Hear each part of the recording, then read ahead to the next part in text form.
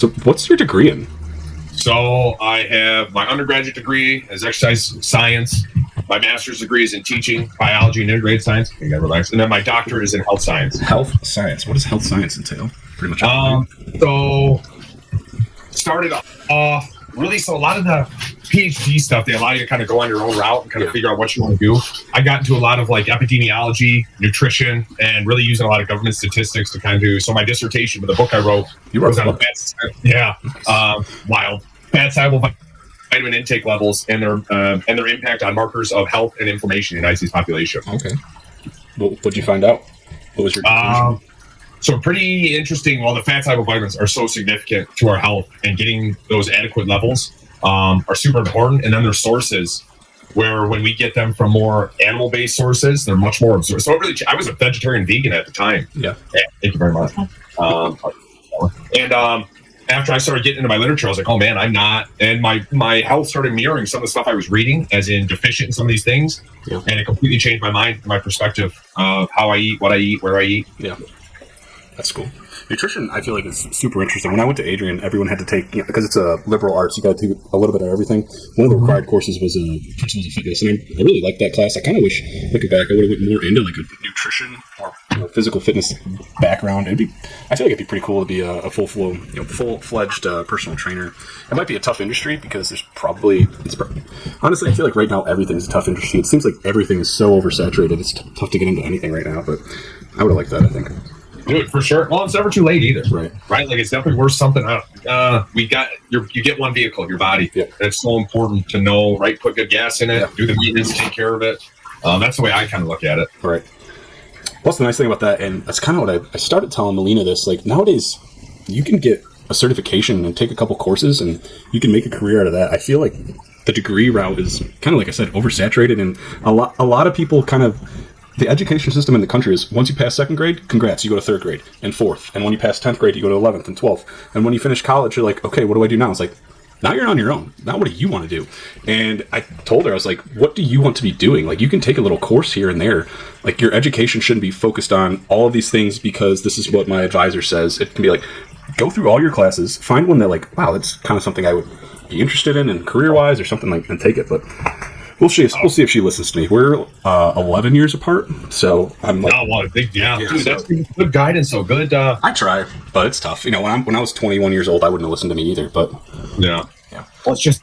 I mean, you're spot on. Like I told my kids, too, and I used to say when I was teaching, you don't have to go to college, but you must develop a skill set. Yeah. You must be able to do something. You got to educate yourself.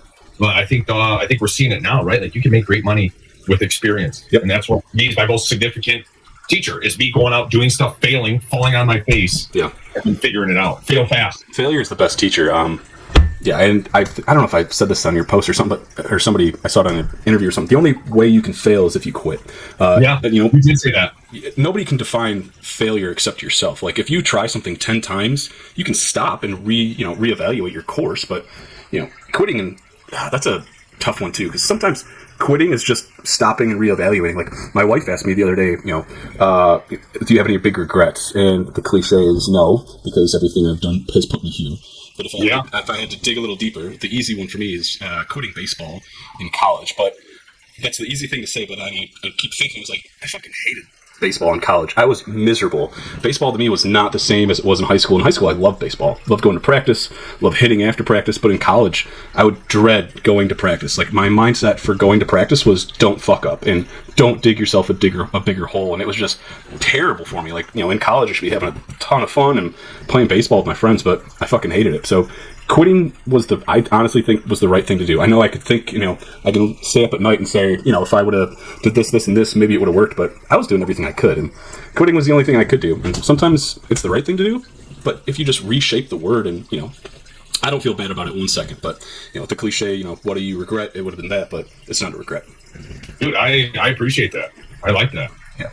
Right, it is. In college, it's completely different. Sports aren't the same. Yeah. It is what I was always told, and what really helped me, I don't know who said it, it was like, you're either playing because you are absolutely so in love with the game that nothing else matters to you, or you're paying for school and it's a job. So you go in there, go do your work, put your head down. Right? I feel like, I really dismantled myself. I left. I was pretty dinged up, and I ironing out the kinks from my neck, my back, and all those things. Yeah. Football is a completely different animal compared to baseball. Like sometimes my knees creak and ache from squatting down a million times being a catcher, but I couldn't, dude. And you didn't even can you imagine dudes in the NFL who play a 10-year career? Different, man. Just something different. Just built different, recovered different. Just that's the only way I can chalk it up. Like, dude, you're different. Yeah, built different, and they have to be mentally and physically. Yeah. Is there something that people should never eat or drink? Like, don't listen to anything. This is horrible for you. So that's really, people are going to tell you different things.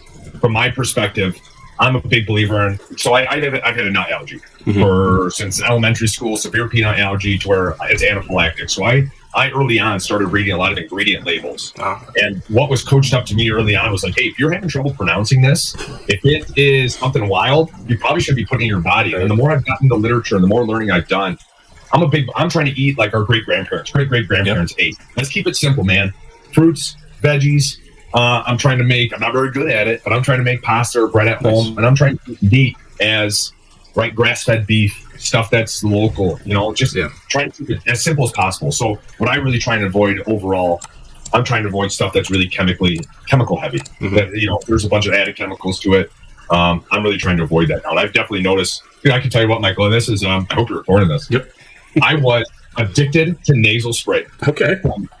So I could not breathe out of my nose from about, as long as I can remember in adolescence, all the way up until 28, 29 years old. Like I left my house, right? Like wallet, keys, nasal spray. My boys were with me. I was addicted to Afrin. Like, they'd be like, dude, what the hell are you doing? That's good. Man, I can't breathe. I started reading, I started reading nutrition books because I wanted to get my kids at Etzel. I knew that nutrition was my weak point. That's why I studied it for my doctorate. But I knew nutrition was my weak point in training. So I started reading nutrition books, and everything said something different. So I just kept investigating, kept wondering why. So then I started reading those books where it's like, let's get back to natural stuff, or just keep it simple. Make your food choices simpler. Started cutting out bags, food out of bags, food out of boxes, that type of stuff. Stopped pounding all my energy drinks because I loved those. And I one day she's like, you don't use your nasal spray anymore. And I was like, holy shit, I don't use nasal spray anymore. And that was like a big aha moment, like these changes. It really, like, the congestion was no longer there. That's crazy. Just get back to human roots. Yeah.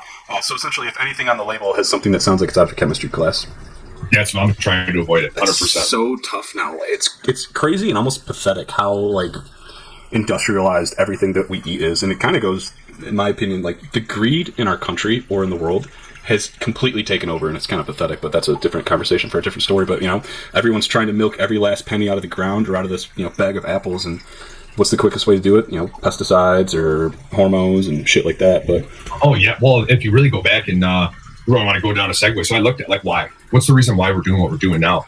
And post World War II, we had this incredible amount of nitrogen, phosphorus, potassium, because they're used in bomb making. Yeah. So what did they do? They repurposed all that to fertilizer. That's where your industrial agriculture came from. So now they started monocropping, right? So they started adding all those different chemicals to the ground so they could just grow corn every single year, where it used to be we got to rotate, right? Because corn takes nutrients out, and then this takes nutrients out, so we got to put it back in. And that's really why you also see one apple today does not equal one apple from 1950 nutrition-wise. You'd have to eat, the last thing I've read, I think 4 to 6 apples today to get the same nutrition in one apple from the 40s and 50s. So even our nutrition, that's so crazy. Eat local. Try and know where your food comes from. Like we do, we have a garden. We go to farmers market. It is wild. It is wild where our food is at. Yeah, we planted a garden this summer, and it's pretty nice. Even so, I wanted to talk to you about small things that as people get older can do to stay fit. And we watched a couple documentaries, and a lot of people in Asia just keep a garden, and they're so fit because it's up and down, and you're hunching over. So gardening is so, I feel beneficial in so many ways because you're getting a little bit of exercise. Your food is better, and you can watch something grow from a bag of seeds to food. It's pretty, it's some hippie shit. It sounds like it. People will look at it that way, but it's really cool. Yeah, you're creating something. Yeah, right. I completely agree with that. It gives you purpose. Go out there, and it does. The physical activity. I mean, you can do anything. Walk. Just go walk. Yeah. And I would even go as further as when you're walking, make sure you're pushing through all of your toes. Don't let your foot turn out. Okay. So something that planting. Yeah. So what we've, again, different literature based depending on who you cite, but I think you see a lot of people now because they got so much tightness in different parts of their body. We're externally rotating our feet. and it changes the physics of the body. It changes the way force is being impacted by the body, and it's causing issues in the ankles, the knees, the hips. If you walk off and you get all right, so also going barefoot, right? So you can get those toes spread out and actually working correctly. When you get on the ground and you push off, your big toe is connected to your glute, right? Like everything in our body's connected. So then you get better glute activation, which then in turn activates better low back muscles to prevent low back pain. You move better. Just get off and walk, right? Get barefoot when you can. Get outside in your garden, and when you walk, make sure you're pushing through all your toes. Okay. Keep your toes full. That's super interesting. So when you say, you're using your toes, you mentioned like your feet are kind of going out. I remember Mr. Stokes in 8th grade, he like watched how I walk one time, and when I walk, like I definitely finish on the outsides of my feet, and you can notice my shoes, like the outsides for sure wear down so much faster. And it's interesting that you said your big toe is connected to everything, your glute, your lower back. I have, decent lower back pain. It's not pain, but it's like tightness. And I wonder if those two things are connected. Like I'm not walking properly enough to like stretch my back. That's my computer chair is over here. So far it's staying over there. I'm sitting on one of the exercise balls. So when I work at home, like at the end of the day, like my back feels tight because I have such weak core strength. It's pathetic. I sleep on my stomach too, so I feel like I'm doing everything I can to not have a good lower back strength, but I'm trying. And that was the other thing, like you posted, or you commented on my post, or you like my post or something. All I'm trying to do right now is just go for a walk. Like even if it's 5 minutes at 11:30, because that makes me want to walk the next day. Like I've walked 27 days in a row. If I walk 5 minutes, that's 28 days in a row. It doesn't matter to me if it's 5 minutes, because when I've got more time or I've got more energy, I'll bust out a 3 or 4 mile walk, and then the next day I'll do a small one to recover. And now I'm going to walk barefoot to make sure I get my feet activated or stretch a whole bunch of things. And I feel like because society, we see movies and everyone's fucking ripped, people's impressions of an exercise or what they should look like are so skewed that they're intimidated by the idea of an exercise or going to the gym or anything. But mom and dads who work 9 to 5 and then make dinner and get groceries and pick up the kids and go to the grocery store, you don't have the time or the resources to work out 6 hours a day like Hensworth. So like you said, just any kind of exercise, go for a walk, play in a garden. My thing was, if people don't want to invest in like the walking pad that I have, everyone's got stairs. Just go up and down the stairs 5 times a day and call it a day. And if you do that for a week straight, maybe you want to do it 10 times. Or maybe you want to get that gym membership. Maybe you want to go for a walk. So just small things, I think, add up. Yeah. Oh, we could. Wonderful. I completely agree with all that. One thing, now that we were just talking, one thing I'd add in too, I love that. Just go out for 5 minutes because it's going to make you want to do it the next day, right? Yeah. No matter how small, let's get that much closer to our goal. Yep. It doesn't matter. When you're feeling motivated, go further. Those days where you don't, and we all get those, just do something. Yep. Do something no matter how small. Something I do with the kids just to get it going because it also adds to that foot strength. Heel raises. How simple, right? Stand up, put a chair in front of you, do heel raises. Right. What else that does? Now you're getting, so I got to do like the health thing. A lot of people, from lack of movement, they have what's known your lymph fluid, which is like the sewer system of the body. Your lymphatic system cannot move, so that's also where your fat. So this is where the dissertation. Fat soluble vitamins rely on the lymphatic system in order to be shuttled around in the body before they get to the circulatory system. Okay, so they're absorbed in the digestive tract and then they're transported by the lymph. The lymphatic system, lymph, is a fluid that cannot move without muscular contraction. Full stop. So if you don't flex muscles in your lower leg, you get an accumulation of lymph in your ankle, in your calf, in your foot. Just by doing heel raises, something as simple as that, you flex those muscles, now you're moving lymph. You'll actually improve immunity because now your fat-soluble vitamins will be pushed out, get to where they need to be. Maybe they got trapped wherever they are, but you'll push all that lymph to the circulatory system, and now they're transporting the blood going where they need to go. Is that similar to lactic acid, or is it the same, just a different terminology?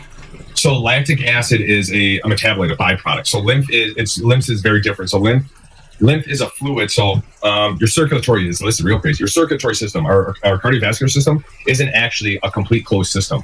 Basically, you have your arteries and your veins kind of like they touch almost. And what happens is blood spills out to provide all that nutrition to tissues, and then that blood is soaked back up. 90% of it.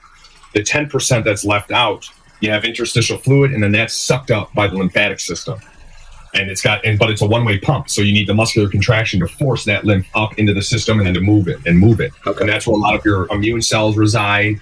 And that's motion's lotion, man. Like you're saying, just do something. Because it's going to, you look at all these blue zones, which are people around the world who are living the longest, 100 years old, whatever they're called. I saw that. Yeah, just moving. They're just moving. They're eating, simple, and they're moving. Yeah. It doesn't need to be super complicated. I think that's one thing, too. Like, everything today is like, we got to do this, you got to do that, you got to do that. No, you don't. And that gets intimidating.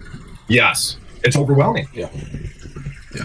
Because I asked about lactic acid because going back to baseball, pitchers would throw 100 pitches, and then the next day you got to go run to move around the lactic acid. And it sounds like if they're different, but you said muscle movement or getting your muscles to move. Because I think I saw you're doing something with baseball. Did you go to like a meeting? Yeah, so I've been in the industry. I was after I left teaching, I was working for Stryker in their sports medicine department. So I'd go into surgeries daily, ACL reconstructions, rotator cuff repairs, elbows, ankles, hips, you name it. And I ended up leaving Stryker for a job with a blood flow restriction company. And so what it is, it's a device. I actually have the shorts on now. It changes the way blood flows into the limb. And in response, your body will actually produce lactate in this area. Mm-hmm. But the whole idea of lactate has now changed. Your brain actually uses lactate to upregulate different systems. And it can be a very positive thing when it comes to like muscle buffering and all kinds of yada, yada, yada. But yes, when you flex muscles, you're moving lactate, and flexing those muscles helps get lactate out of there or any other metabolites that are created with lactate. Gotcha. So what's your path now? Do you work at the gym you always post at? Do you own it? Are you a trainer there? What are you up to? So I work for a company. I'm a blood flow restriction. I would call myself an educator. Okay. I educate people on blood flow restriction, the benefits of it. And that's what I did with the Major League Baseball at their winter meetings, NFL, NBA, pro soccer, college sports. That's where it is right now. And I'm really trying to bring it hard, like with my LinkedIn stuff, because it can benefit our grandparents, our parents. Right. Because it makes it so much easier to put muscle on. The gym, Great Lakes Sports Performance, I own that. I opened that in August. Yeah, it's been a wild ride. Opened that up in August, and really the video is just young man who was in my videos with me, who's been in Anwar, just a phenomenal human being.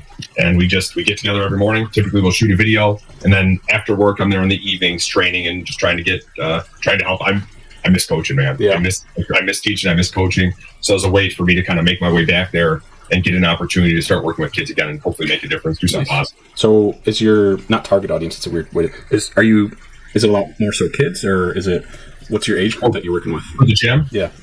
I'd say everybody. So in the past year, I've also started working with the Canton Fire Department. And so what I do with them, I go there once a month, and I do corrective exercise programming. So I will watch how they walk. I'll watch how they squat, they lunge. I'll pick up their movement patterns. I'll break it down, and then I prescribe an exercise program that helps correct their movement patterns, right? Like you see people, a lot of external rotated feet. I'm going to bring those bad boys back. I'm going to get us so we're functioning more holistically so we can avoid joint reconstructions, living on prescriptions. All of that stuff is just so. When I started doing that, I realized I could also, because I've been so focused on athletes for so long, I realized, hey, I can, like everyone wants to remain somewhat athletic, right? Be able to athlete at one point, right? Right. And wants to live an independent life and feel good. And so trying to help everybody. If you want to listen, you want to come in, I'm going to do whatever I can to hopefully improve your life. Nice. What city is it in? St. Clair, Michigan. Nice. So out by the Thumb area, not Port Huron, but out there. Yeah, 100%. About 20 miles south of Port Huron. Nice. My grandpa had a cottage right up, not a cottage, a cottage. Kind of right in that area. Is Port Huron out there? Yeah, further north. 100%. Yep. Yeah. His cottage was like 45 minutes south of that, so that's pretty cool. Sweet. Yeah. So what's your end goal with this? What's your dreams and all this? What are you hoping for? I love that you asked that question because it's so important. Dreams are scary, man. Like, I feel like I never really set them, and I've never had a dream. It's kind of depressing and weird. I don't know. And now that I've got the baby, dad's got to encourage kids to go for your dreams. And how can I do that if I feel like I've never even said any? So I've got a couple things jotted down and some ideas. But how about yourself? What are you hoping to get out of all this? Oh, great. So great that you're writing them down. You have to write your goals down. I'm a big believer in that. Or recite them to yourself every day. My ultimate goal, what I would like to do is open up like a larger performance place than I have right now, but I would like to offer education. Cool. I would like to be able to educate people on healthy eating habits, movement, and really trying to avoid a life just a life in pain or prescriptions, whatever I can do to help live holistically. It's something a diabetic could do instead of all the prescription medicine they do. I feel like the easiest thing is just, cut out all the sugar, meat, and veggies, and it's probably the best, right? But that's maybe really fucking hard for someone who's 50, 60 years old and they're entrenched in their habits. But what's maybe a first step they can do to get to that point? Or is cold turkey maybe not the best way to go? I think it's going to be different for everybody. Sure. My dad is a type 2 diabetic, and we had a lot of success. We were able to bring his sugar way down, and we did it with intermittent fasting. So we started regulating. He would, 16-hour fast, 8-hour eating window. Mm-hmm. So he'd eat, like noon to 8 p.m. or like 10 a.m. to 6 p.m. And same thing. Get rid of the stuff out of the boxes. Get rid of the processed carbohydrates. I know that and again, people should consult their doctor, do all those things. Well, now you're their doctor. You're their doctor right now. We're consulting. I come from the camp where, right, like I know everyone makes it sugar. Well, fruit, and this is from Doctor, I think it's Lustig. He wrote what is it? This book. He's a pediatric. I think he's a pediatrician. I'll have to look up. Basically, he's done a lot of research into fiber and fruit, and what he's found is that the sugar that you eat, like there's fructose in fruit, and there's fructose in Starburst. Mm-hmm. Or people are like, well, calorie is a calorie, and it's fructose.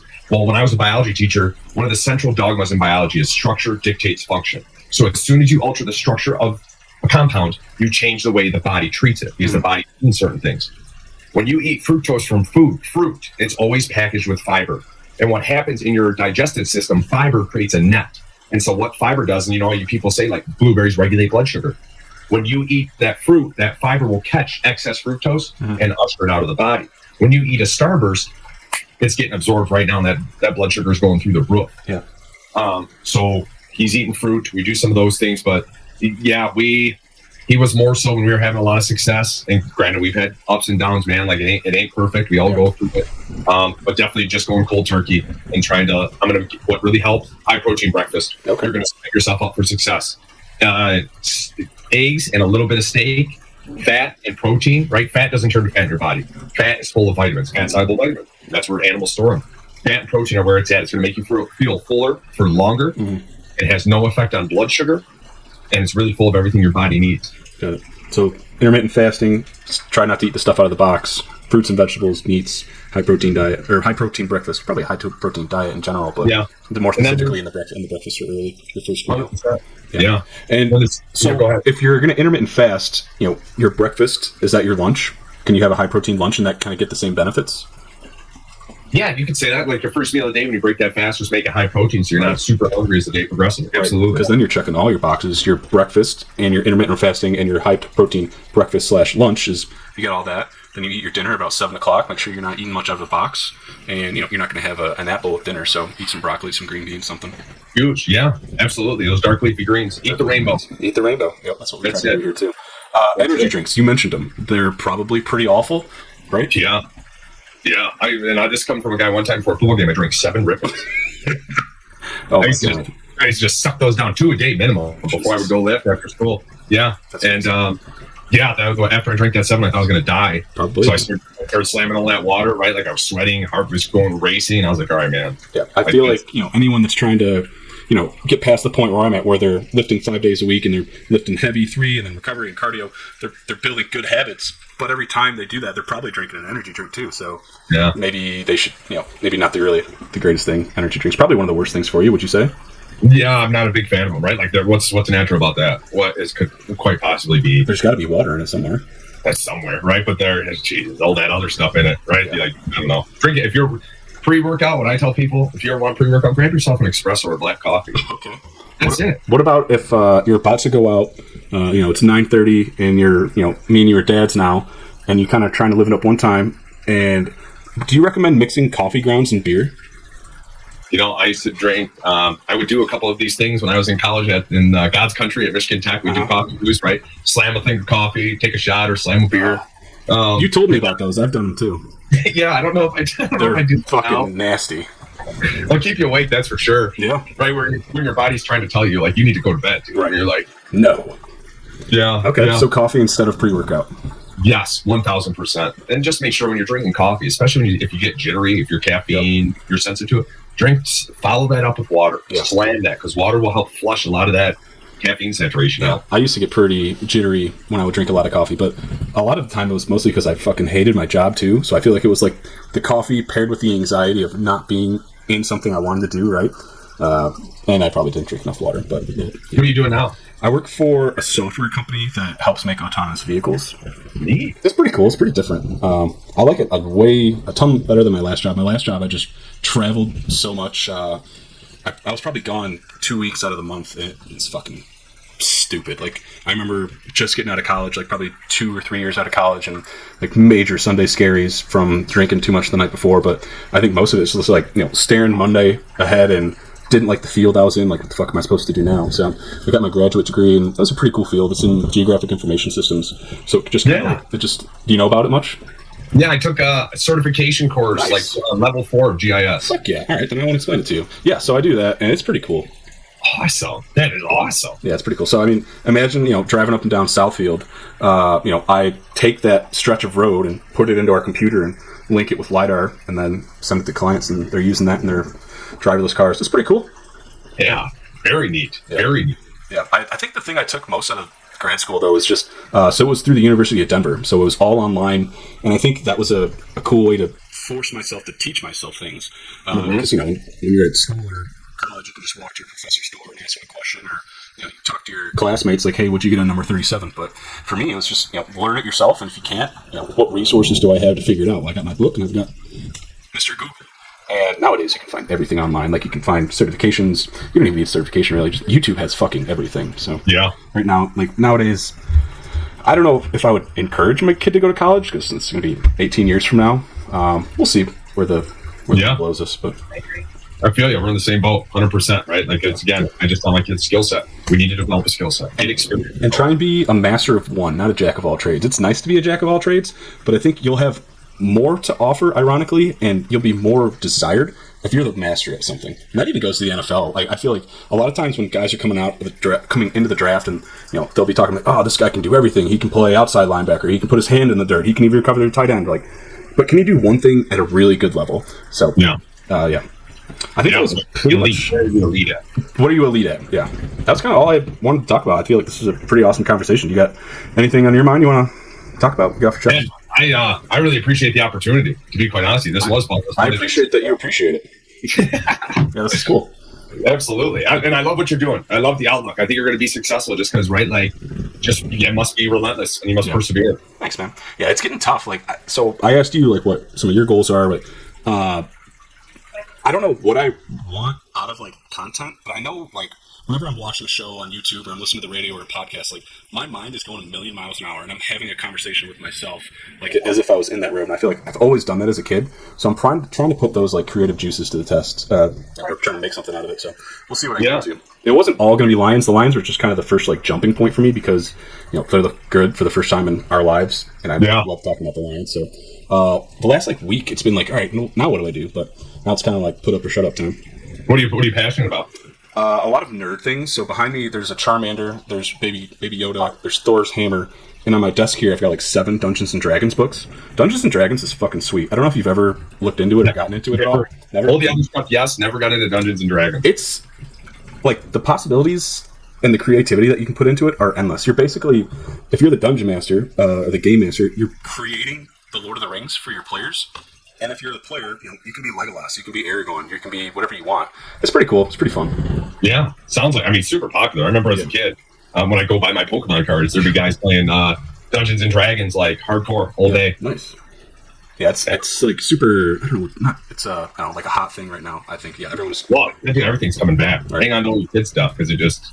Or buy them too and put half of it in the attic, and in 20 years it's going to be worth a shit ton of money. Yeah. So you're into Pokemon? Dude, I'm hardcore. Nice. I played. I thought you might have just missed it because I think you're 5 years older than me. Right when it came out, nice. I had a red Game Boy Pocket and the red Pokemon. Fuck. And me and my buddy would trade, so we got the 3 starters, right? Like just kept restarting, save. Yeah, I wish I would have kept that because that game was just reminiscent, man. Just awesome. I played the shit out of that. Like road trip. All right, let's dig through the junk drawer and just find any battery I can find. Yeah. So another thing I fucking love Pokemon. I always have. Like I told you, like my mind would go as a kid.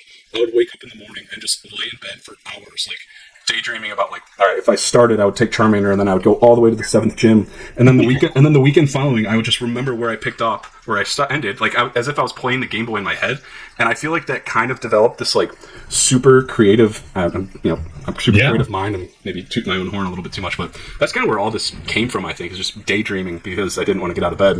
Well, dude, it's something when you come back, and I've done this very recently, man. I can tell you honestly, when you come back to some of the things that you loved in your childhood, and how they reignite those creative juices. Yeah.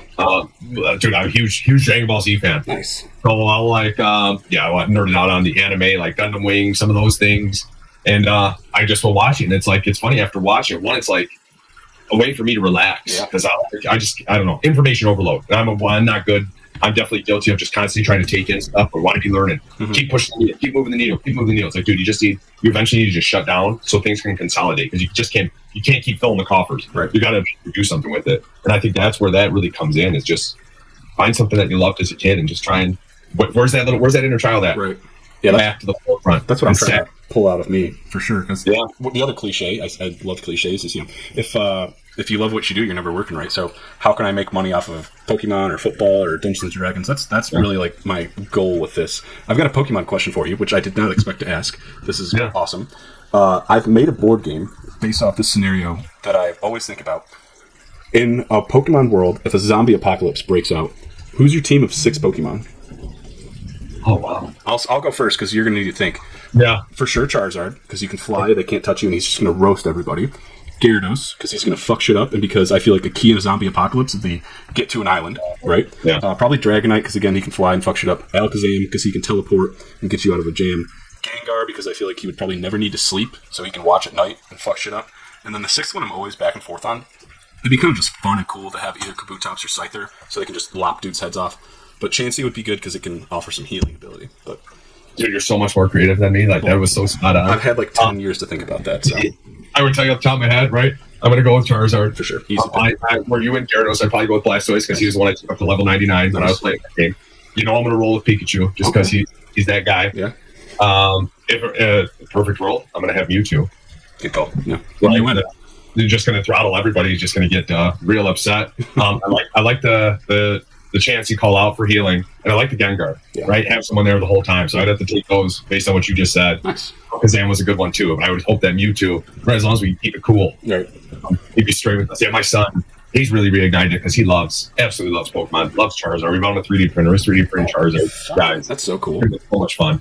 Transformers, right? Like we get off on that. We'll watch Transformers movies. They love it. Nice. Yeah, it's definitely been really neat. Right, getting in touch with that, it really brings out some joy. There's no doubt. I cannot believe Pokemon is still so popular. Yeah, it's wild. Yeah, and I think you're onto something, Michael, because at the end of the day, like we all have these TVs in our pockets now, and people are always consuming content. Yep. If you just find something, you get the right stuff, you reach the right people.